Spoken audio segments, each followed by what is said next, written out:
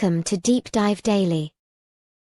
Good morning, Andy. A lot of injuries yesterday. A lot of winning football.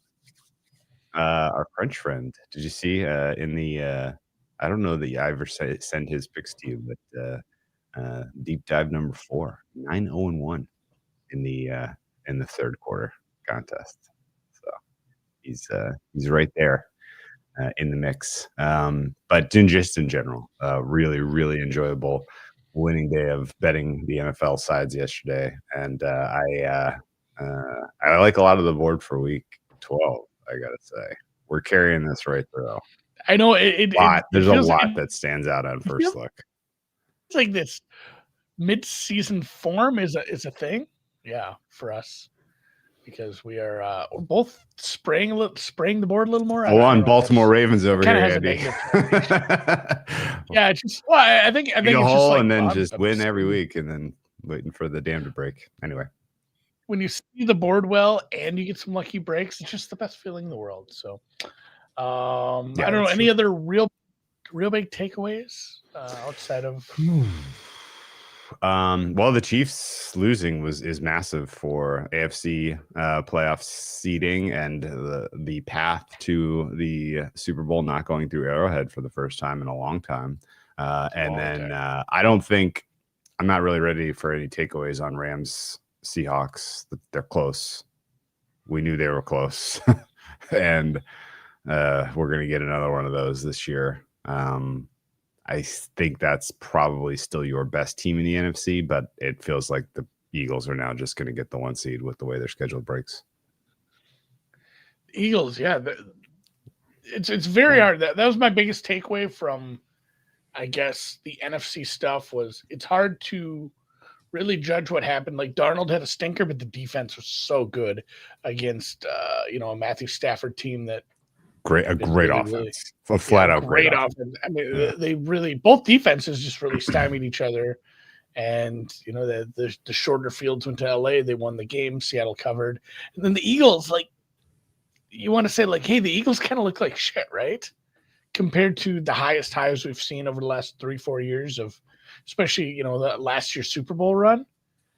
But you just beat the Packers and the Lions in like 6 days.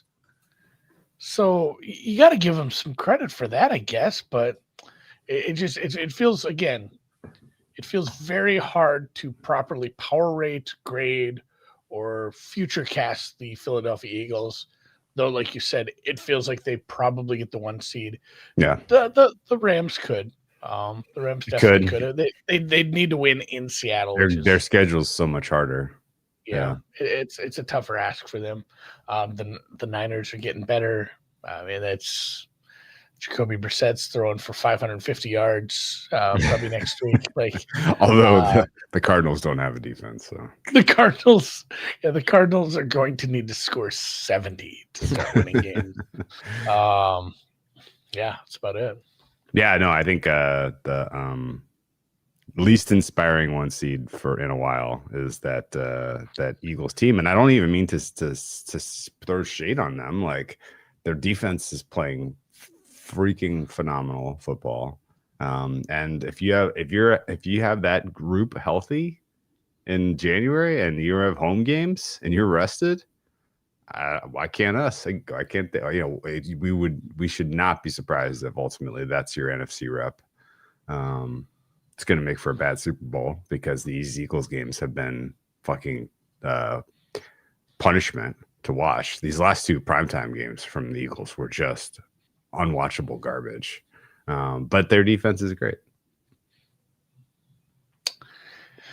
Yeah, we'll see. Many a slip twixt the cup and the lip. It's week 11. It's week 12 now. Well, you know what? It's still week 11. We got a Monday Night Football game tonight. We didn't talk a lot about that because it's another impossible team when the Cowboys try to figure out against some sad sack Raiders. We joked that expectations are low, so tonight should be pretty entertaining. And then, Dave Connolly already grabbing numbers in the chat, grabbing the flat 7s on the New England for the league officially suspends Chase this week. I don't know. We'll see. If there's a better. On each other. I think there's a better angle in that game. Yeah, do tell. 50.5. Okay. The Patriots doing 40? It's dropping. I mean, it's dropping 49.5 already. Is it already? Okay. That one was the first one where I punched all the numbers in and big red. There was a big red difference column, and I was like, okay. Yeah, the big, I guess the big driver there is just how bad Cincinnati's defense has been. But again, will Cincinnati score? No. It might be. Are we looking at a same game teaser? I don't know if I actually put one together last week, but I feel like they all involve New England. New England -1, under 56, under 57, whatever it takes, or under 55, I suppose at this point. Maybe. Do you want to rip through some openers and injuries? Yeah, the Fonz real quick has a question. It wasn't that I had a big NBA bet. There's a massive fatigue disadvantage for the Clippers tonight against the Sixers. But it's pretty closely reflected in market at 5 right now, 5.5. I could make an argument it should be 6.5. So it's not a huge edge, but yeah, you mentioned it. I bet it. If the Clippers show up, then I guess good luck. I can't imagine them showing up for that. Is basically where my head is at. Anywho, is that line still there? I bet 5.5. It is still 5.5. Yeah, it is still 5.5. Thanks for this non-existent CLV. Yeah, no worries. Anytime. Buffalo at Houston is our Thursday night game. That was not much going on in that line. It's up to 5.5 now at Circa, but it was 3.5 on the look ahead, 44.5. Pretty similar with the total dropping to 43.5 and side stretching out with kind of a bad. I guess Houston didn't look so hot against a really bad team, and Buffalo back in big win, big scoreboard win, I guess. Buffalo had kind of a up and down game, I suppose, as well. And I would expect Keon Coleman on the field next week. He was held out as a healthy scratch for missing some meetings, which brought in more McCole Hardman, who I think he had, was it a punt return fumble? He actually got hurt too. He had a calf injury in the second half. Texans linebacker Jamal Hill did not return after he injured his hamstring. I guess this makes sense. Buffalo up to 5.5 at Circa, 4.5 right now at Bookmaker. And then we don't know on Stroud. I don't know what this number is indicating right now. I would assume Stroud, it's been a couple weeks. I think that we're kind of back in that spot where he likely plays, but I thought he had a chance this week. Well, Bookmaker's out to 4.5, Circus 5.5. What happened there? I don't know. I didn't find anything on Stroud. I thought it was like, hey, Stroud's brain is being donated to science, and we're out to 5.5. Yeah, that's the way it's getting bet. Circa is determined to take this to 6. Huh. Yeah. Maybe I thought we were going to get Stroud positive news, and this might touch 3, but that seems like a fucking fever dream right now. Holy shit. Yeah. And I think some of it just was like the defense showed a little bit of cracks at times against a very, very bad offense. And this is an offense that you're talking about Texans? Texans, yeah. And well, they held their opponent under their team total. What are you talking about? They did, but they should have held them to 0. For the most part, especially with what they put on the field. So I don't know. We'll revisit that obviously tomorrow and Wednesday. Pittsburgh, Chicago. This was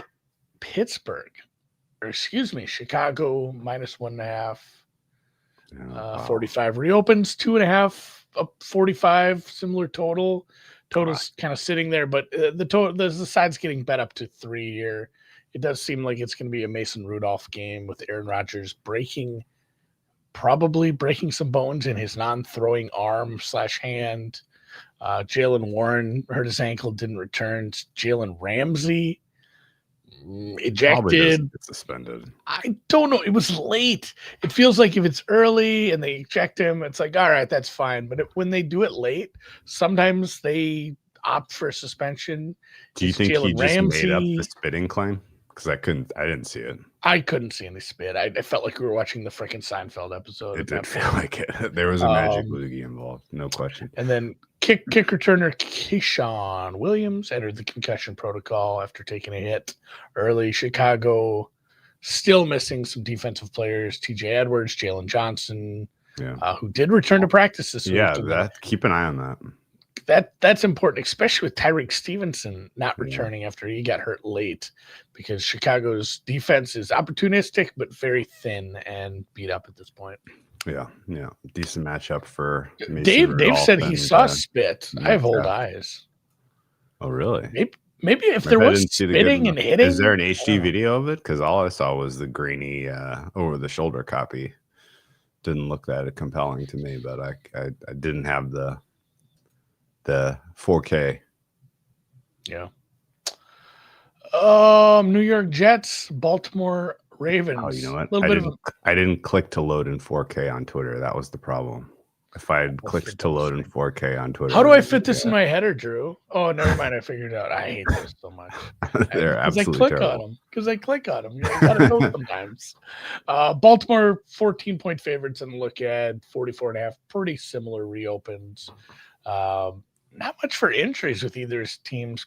Quantez Stiggers exited with a hamstring injury after he collided with Adams late in the second quarter. Is the only note I have. Baltimore pretty healthy. Yeah, not bad for. It's a big number for a Baltimore team, though. I don't know. I'm not going to be shaded by a little bit of a lackluster performance in Cleveland against a much better defense. Yeah. I don't know. I have no fucking read on what. There's no real good reason to bet this game one way or the other. I don't honestly believe. No. New York Giants head to Detroit. Detroit coming off last night's win. This reopens pretty similarly. It was 10.5 on the look at. A lot of 10s on the board. 48.5. That total is up on the reopen, around 50. I didn't really see much for injuries last night for Detroit. I don't think. I didn't have anything written down. The Giants had Paulson Adebo, who was going to play and then didn't play after his knee wasn't feeling really good in warm-ups. They lost another corner in Corey Black in the second quarter with a hand injury. Detroit, little lackluster last night, but this is a much more gettable defense, and it'll be assuming Jameis, I guess, but Dart second week in the protocol. We'll see. Maybe he does return. Okay. I don't know if there's a big upgrade one way or the other. I do love Jackson Dart, though. I think he's a star, and he should get back in there and get some counting stats, guys. That'd be great. New England, Cincinnati. This was New England, a 5-point road favorite on the look at. This is one that Dave Connolly mentioned betting early. Reopens -7. The total was 51 on the look at. Drops down mostly 50s, some 49.5s on the board. DT Milton Williams did not return after he exited early in the game with an ankle injury for the Patriots. Cincinnati kind of beat up. Trey Hendrickson missed another game. Monitor his status this week. He matters for that defense, especially with Shamar injured as well. Drew Sample was banged up with an oblique. He returned. Cam Taylor-Britt, the cornerback for Cincinnati, left with a foot injury, did not return. Neither did Jalen Rivers, the guard for Cincinnati. So bad team getting worse. Mm-hmm. Huge home dog, touchdown home dog here against New England. Another probable New England win as they go on their, march to the sea here for possible 1 seed. Yeah, that's probably just going to happen. It's probably just going to happen. Seattle off the loss gets a little bit of respite, taking on that Tennessee team we just talked about. This was 12.5, 43.5 on the look ahead. Total dropping like proverbial rock. Pretty much similar, 12.5, 13 across the board as a road favorite. Total down to 41.5. I'm looking anything lower. 41 flat at Bookmaker. Bet online down to 41 as well. Jeez. I think it was an impressive Seattle defense. It's a Tennessee offense that barely did anything. It's second straight week. Tennessee has to play a very tough defense. Seattle, Tyrese Knight, a linebacker who was on kickoff coverage, was evaluated for a concussion. Tennessee lost Ridley. He's been in and out for the whole year. This is finally out. It is a broken fibula for him. DK, the other rookie wide receiver, he did clear concussion protocol, but then they were looking at him. He did, but so he cleared concussion protocol, but then they were evaluating him for a chest injury where they think he had a bruised chest. And then Ayumano also had a hamstring injury. So all of the wide receivers are hurt. They might have to try to run the ball in Seattle. Have fun. Good luck. Back to the well. Secret pod play. Under 7.5 Titans. Under 10.5. Under 7.5. Like home game. Might not score. It's a tough one because Seattle, obviously that was a get up for this game type of spot. Tough to go on the road against a much lesser team and do the same like that. What this game actually has the feel. Let the Titans, like whatever their scripted offense like works, they get a touchdown, they're up 7-0, and then like unload 38-7. It's kind of like a little bit of a lackluster start to this one from the Seahawks before they pull away. Yeah, like New England Jets. Yes. Hey. Kind of similar. Minnesota and Green Bay both coming off of games yesterday. Yesterday, I almost said losses because I was thinking about the Philly game, but Green Bay did win. They did win. Minnesota lost late. A game they probably shouldn't have been leading late, but 9 showed up, baby. This was 5.5. Green Bay favored 43. This total is down to 42, 41.5 at Bookmaker and a few other places. That checks out. The side reopened a little higher. It's up to 6.5.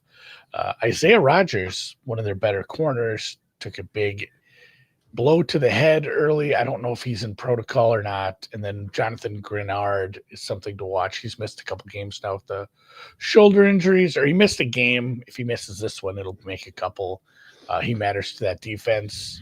Defense didn't play too bad, honestly. It was just a really stinky offense for the most part by Minnesota. And then Green Bay, Love and Jacobs both were injury concerns during the game. Obviously, Love came back. Jacobs will undergo further testing. This is kind of in that same thing we talked about off air where it's like, we're not saying he's fine, but it's not. We think he avoided significant he avoided significant injury, which is always like he probably doesn't play this week, but we don't think we're putting him in the IR. So be some testing on him, and then Quay Walker. Or just some testing to decide because he's going to miss a couple of games. Yeah. Quay Walker, stinger, linebacker, third quarter. Don't know. Hat tip to JJ McCarthy. We now have 164 drop back sample. Minus 0.37 EPA per dropback. That is as bad as like some of the all-time great seasons that we have seen out of quarterback play. I don't know the last time we had anyone close to minus 0.4. Because usually if it's that bad, it's done. Yeah, you just move on. You're done. But what's your move on at this point? You can't even go back to wins. I don't know. Do you know who the backup is in Minnesota? It's the guy Max Bronzer or something. Yeah. Is that his name? Brosmer. I think it's Brosmer. Is it? I pulled that out of. No, he is. He's the brain. He's the only one on the. Think about like a really bad quarterback from like. Think about like a quarterback who stands out in your mind as like, wow, that guy. Deshaun Kaiser, 2000. What year was that? I was gonna go like recent memory, like the Zach Wilson year, where it was like, okay, it's fully over. The Bryce Young year, where it was like, okay, this guy's got nothing. Those were both. I was just thinking of that Kaiser year. Those were both minus 0.3 EPA per dropback years. I don't have data that goes back that far readily available. So I can't tell you. 2017 was the Kaiser, because Kaiser was always like, all right, the Browns are covering. They're inside the number, but Kaiser has the ball, which is the worst thing that could happen. I only have back to 2018 handy, sadly. But 2018, Josh Rosen, great example, Andy. The Cardinals, Josh Rosen, minus 0.37. That is the performance that we're getting out of JJ McCarthy so far. Yeah, right. I just got the notification on Penix as well. Getting a second opinion, but the knee injury didn't seem great when it happened. Indy, Kansas City, really very little to say here. 3.5 point home favorites for Kansas City coming off their loss. Indy off the bye. Total was 50.5. That dropped down to mostly 49.5.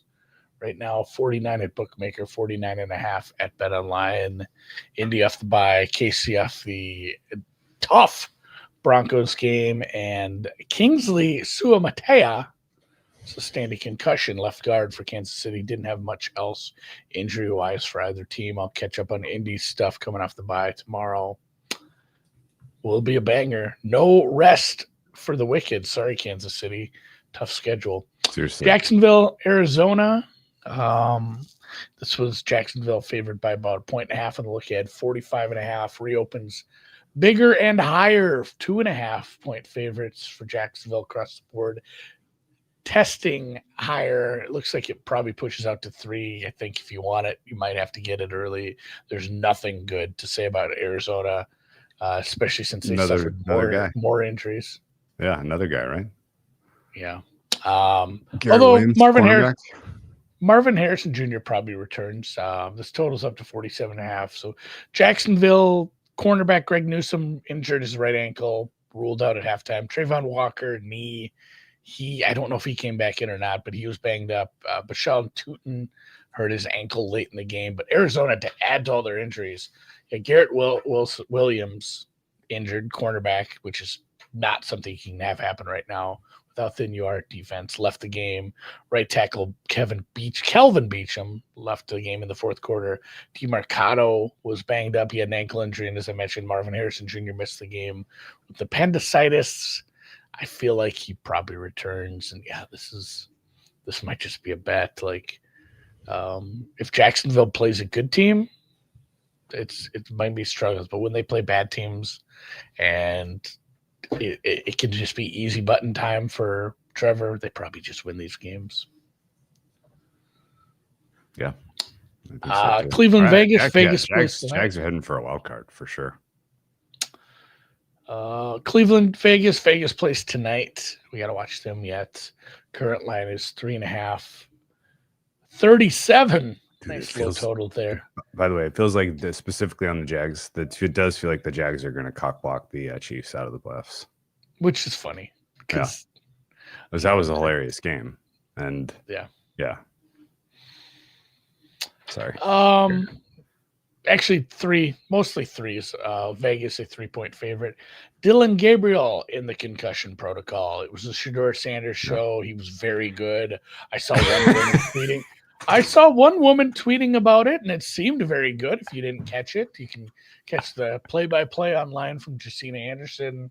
Offensive tackle Cam Robinson suffered a knee injury, which isn't great. And then Conklin, knee injury. Cornerback Dom Jones, injured, knee injury. So Vegas not only has to go with Shedeur almost certainly this week, they've been banged up on the offensive line as well. Yeah, Max Crosby may kill this man.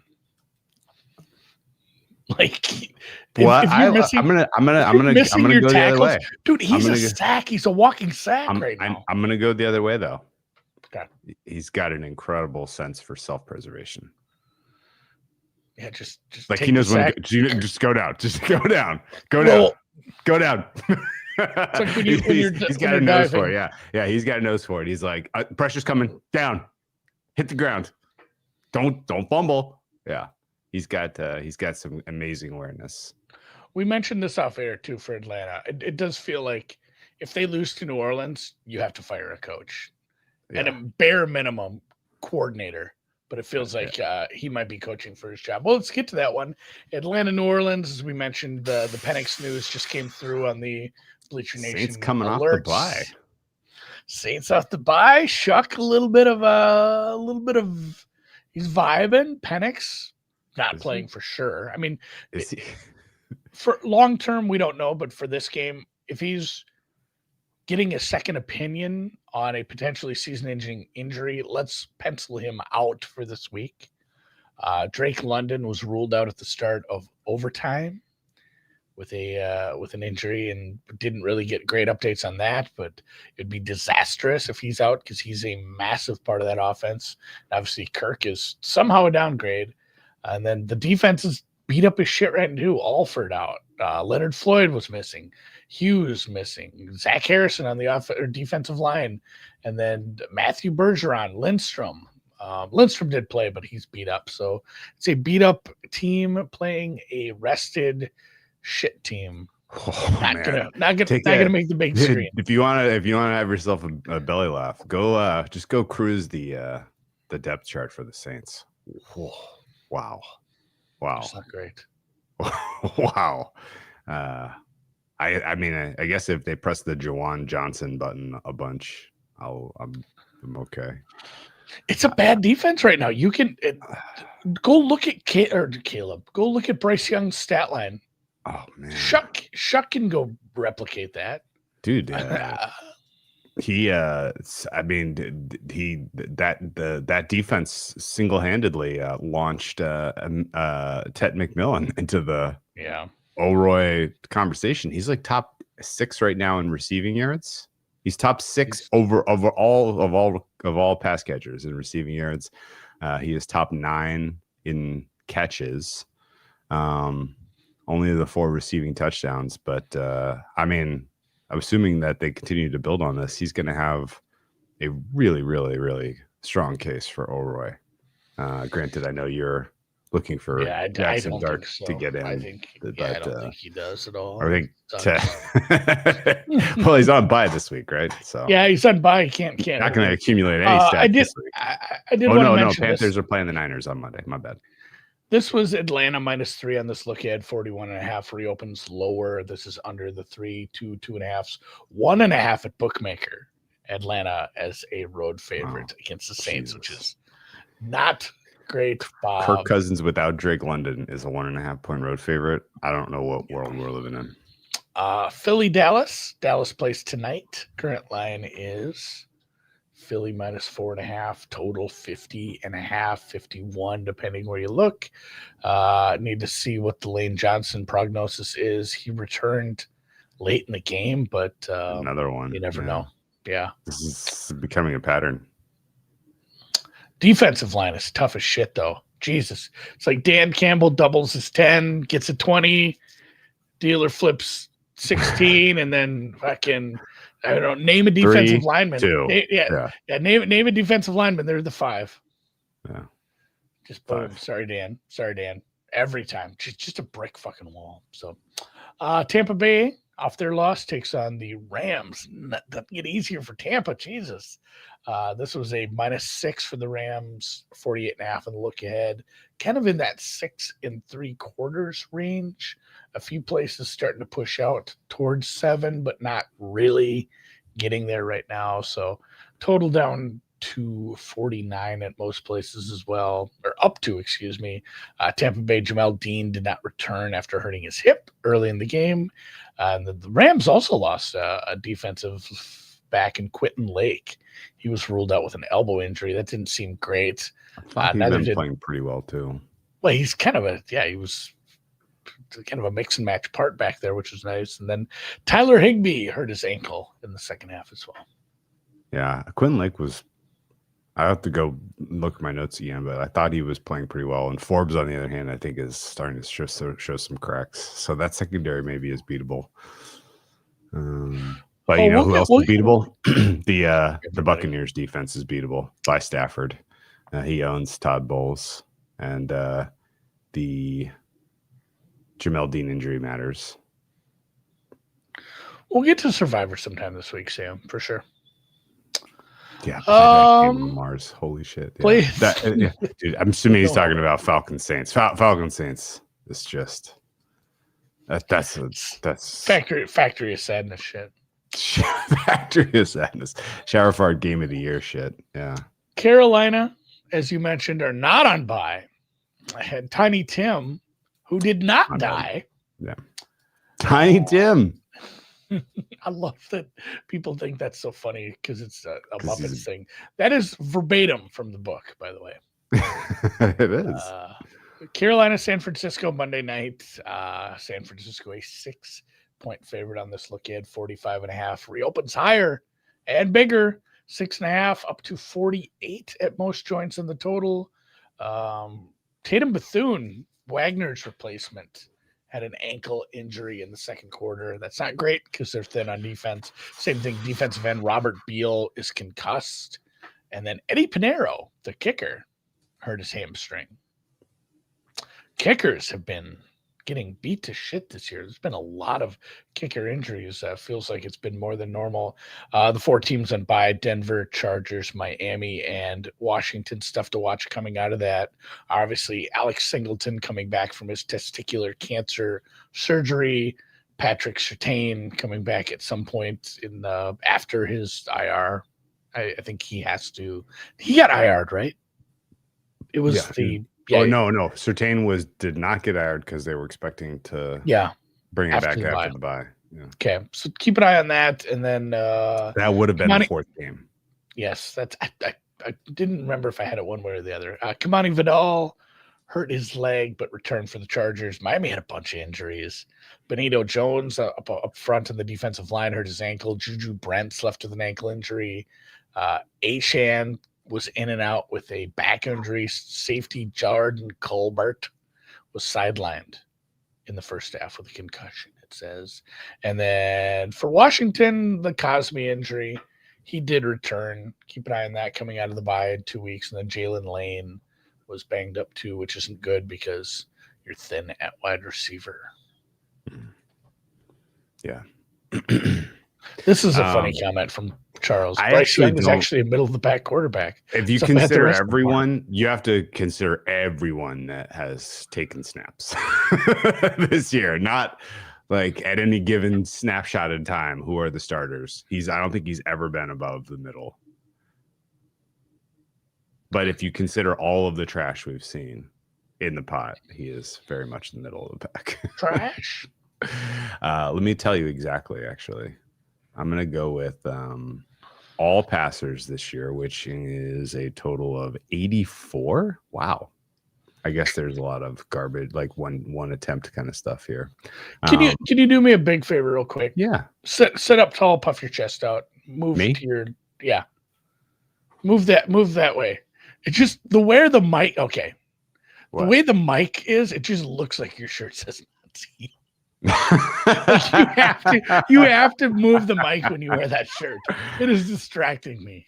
Hopefully nobody else is. I know you don't own a shirt that says that.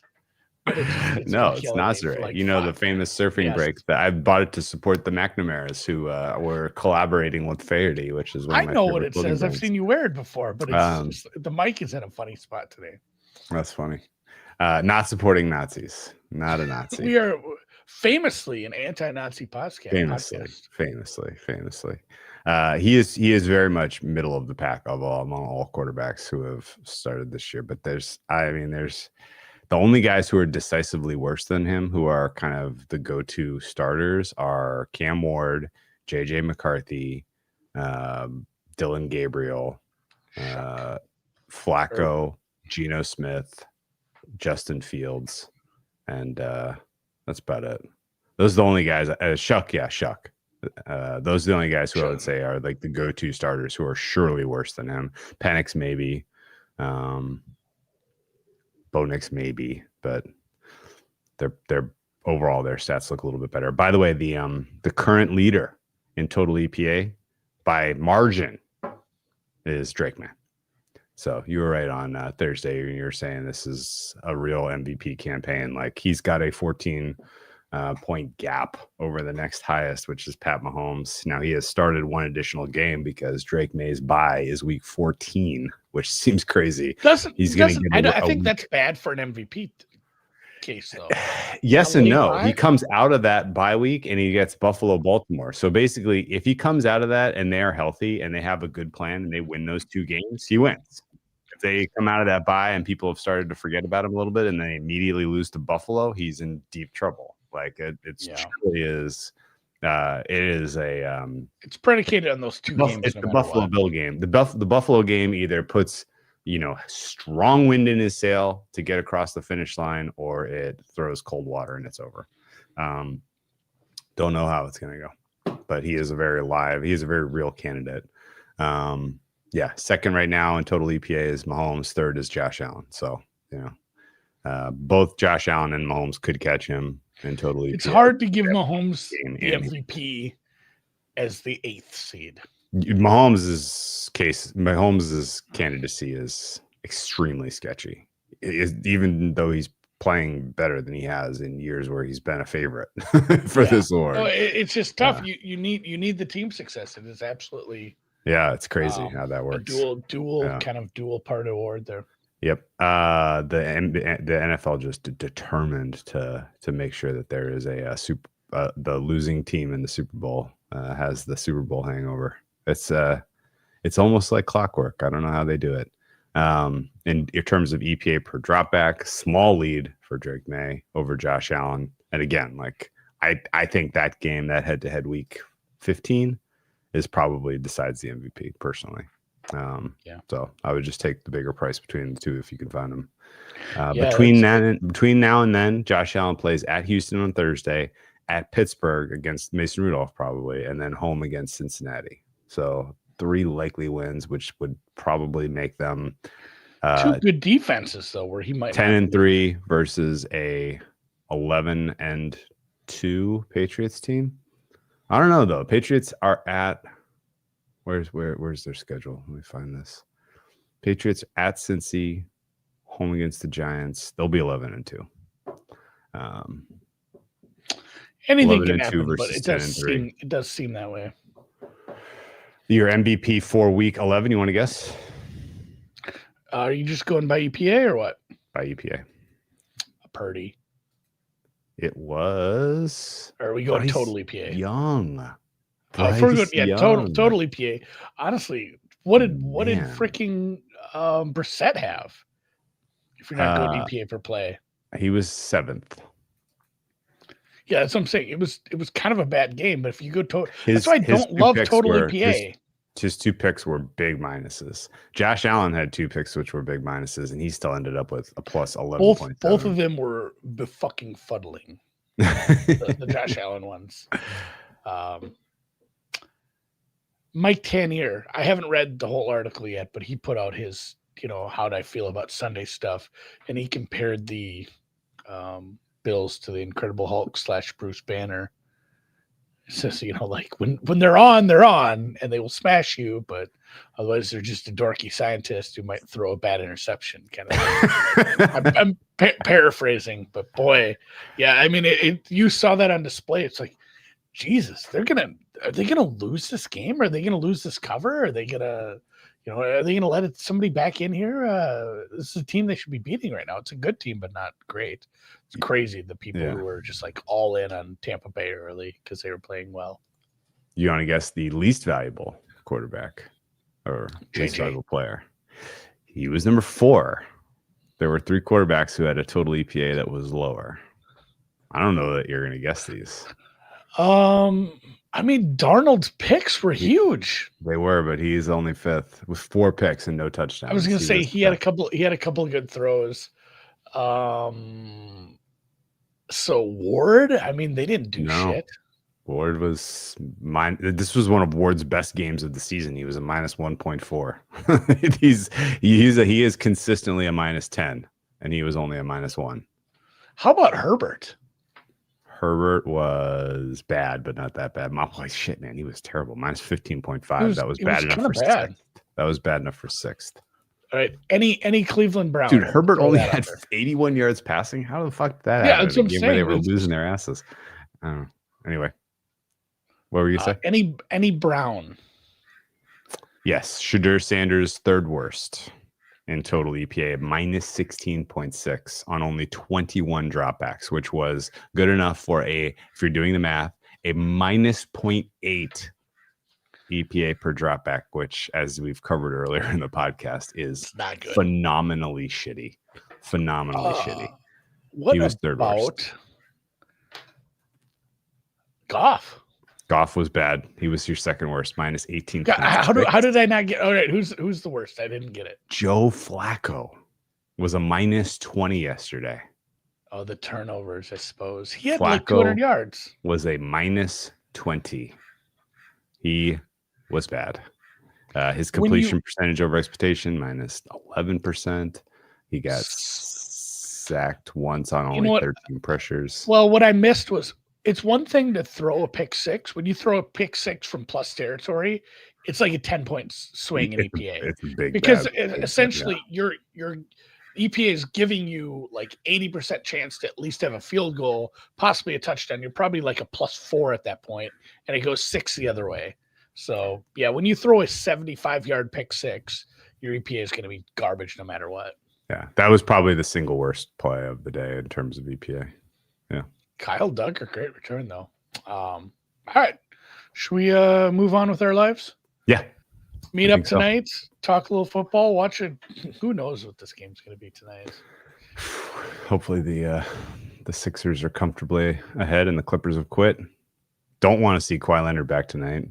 Bradley Beal done for the season with a hip injury. Did you see that? Maybe there's some hope for the Clippers to turn it around after all. Got like a crow there. Yeah, the Crows. We have a crow versus hawk situation in our neighborhood. A murder gang of wars in LA's. A murder of crows versus a single hawk who likes to eat the crow babies. PG's at shoot around. That dings the Sixers. we don't need more. We don't need that. Catch you tonight. If you don't stay up that late, we'll catch you tomorrow morning. We'll talk power ratings.